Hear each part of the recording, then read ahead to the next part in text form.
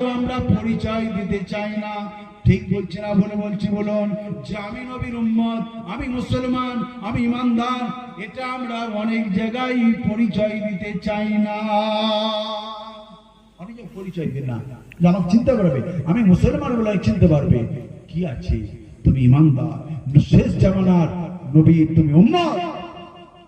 অন্যান্য নবীরা পর্যন্ত আল্লাহর কাছে দোয়া করেছে, আল্লাহ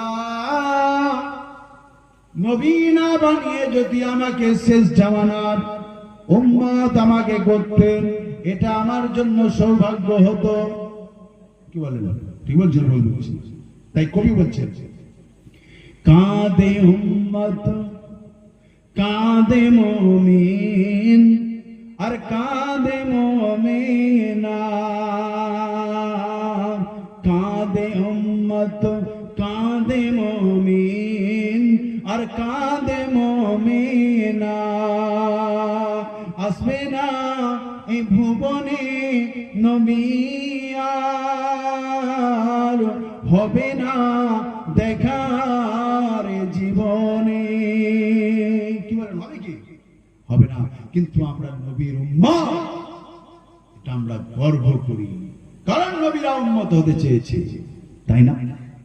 সেই জন্য আমরা রহমতুল লিল আলামিন, আমাদের নবী শাফিউল মুজনাবিন, আমাদের নবী, তিনি যখন আসলেন দুনিয়ার জমিনে আসলেন, অনাবৃষ্টি, বৃষ্টি হচ্ছে না, আল্লাহর হাবিব ভূমিষ্ঠ হবার সাথে সাথেই বৃষ্টি শুরু হয়ে গেল। দুর্ভিক্ষ দেখা দিয়েছিল, আল্লাহর হাবিব ভূমিষ্ঠ হবার সাথে সাথে আপনার কিনা দুর্ভিক্ষ দূরীভূত হয়ে গেল।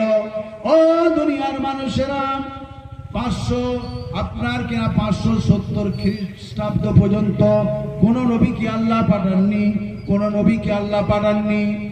ঈসা আলাইহিস সালাম চলে যাবার পর থেকে নিয়ে আপনার কিনা 570 খ্রিস্টাব্দ পর্যন্ত আমার আল্লাহ কোন নবী পাঠাননি। এই যুগটাকে বলা হয় আইয়ামে জাহিলিয়াতের যুগ। এই যুগটা কি বলা হয়? আইয়ামে জাহিলিয়াতের যুগ। কাটাকাটি, খুনোখুনি, রাহাজানি, আপনার কিনা পুরো ছেয়ে গিয়েছিল, জ্যান্ত মেয়েদের কবর দিতে, এইরকম একটা জামানা ছিল।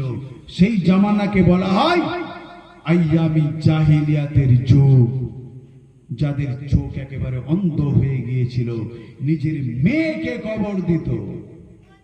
আল্লাহর হাবিব আসলেন, সেগুলো সংশোধন করলেন। ঠিক বলছি না ভুল বলছি?